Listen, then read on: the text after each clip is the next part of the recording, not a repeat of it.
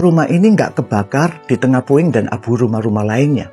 Lucunya, ada saja yang membuat narasi di tengah kedahsyatan kebakaran di Los Angeles dengan mengatakan kalau rumah ini milik seorang beragama tertentu, lalu dibumbui dengan berbagai kalimat yang menyatakan dukungan terhadap agama tertentu. Nah, faktanya, foto ini adalah musibah kebakaran juga yang terjadi di Hawaii, terutama di kota Lahaina, Maui, tanggal 8 Agustus 2023. Yang penyebabnya juga nggak jelas. Kebakaran di Lahaina saat itu menewaskan lebih 100 orang dan menghanguskan lebih dari 2.000 rumah. Nah, di antara rumah yang hangus, ada rumah yang segar bugar beratap merah. Ternyata rumah ini milik seorang bernama Dora Atwater Milliken dan suaminya, yang saat kejadian tidak berada di Lahaina. Nah, Dora sendiri mengaku ia nggak pernah merancang rumah tersebut untuk menghadapi kebakaran.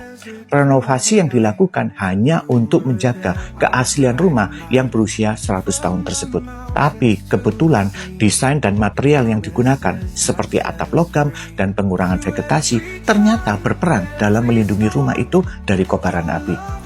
Bagi kita yang beriman kepada Kristus, penting untuk tidak terjebak dalam euforia tanpa dasar kebenaran.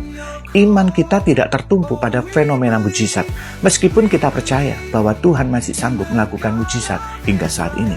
Mujizat bukanlah validasi utama iman kita, melainkan kebenaran firman Tuhan yang hidup dan berkuasa. Iman yang tertumpu pada mujizat adalah iman yang rapuh, karena ia bergantung pada pengalaman dan bukti fisik yang dapat berubah-ubah. Ketika mujizat tidak terjadi seperti yang diharapkan, iman seperti ini dapat dengan mudah goyah atau bahkan hancur. Selain itu, ketergantungan pada mujizat dapat mengalihkan fokus kita kepada Tuhan sendiri, kepada hal-hal spektakuler yang tampak di mata. Firman Tuhan mengajarkan bahwa iman sejati timbul dari pendengaran akan firman Tuhan. Roma 10 ayat 17, bukan dari tanda-tanda ajaib semata. Contoh jelas di Alkitab adalah kisah bangsa Israel ketika mereka berada di padang gurun. Mereka telah menyaksikan mujizat-mujizat luar biasa seperti pembelahan laut Teberau, Keluaran 14, mana yang turun dari langit, Keluaran 16, dan air yang keluar dari batu, Keluaran 17. Tapi meskipun mereka menyaksikan mujizat-mujizat ini dan mengalaminya, mereka tetap sering bersungut-sungut dan meragukan Tuhan. Ini membuktikan bahwa pengalaman mujizat tidak otomatis membuat orang punya iman yang kokoh. Contoh lain adalah kelompok orang yang disebut orang banyak, atau dalam bahasa Inggrisnya disebut multitudes di zaman Tuhan Yesus.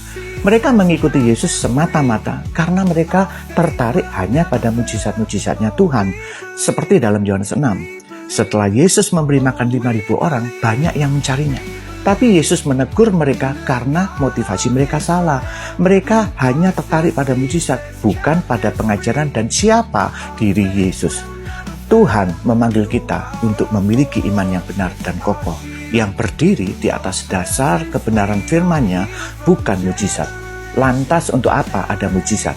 Mujizat adalah bukti kasih dan kuasa Tuhan dalam kedaulatannya. Tetapi dasar iman kita haruslah pada siapa Tuhan itu, bukan semata pada apa yang Ia lakukan.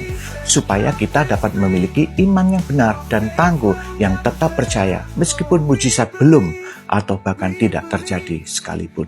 Kiranya Tuhan tetap kita percayai apapun kondisi yang kita hadapi. Amin.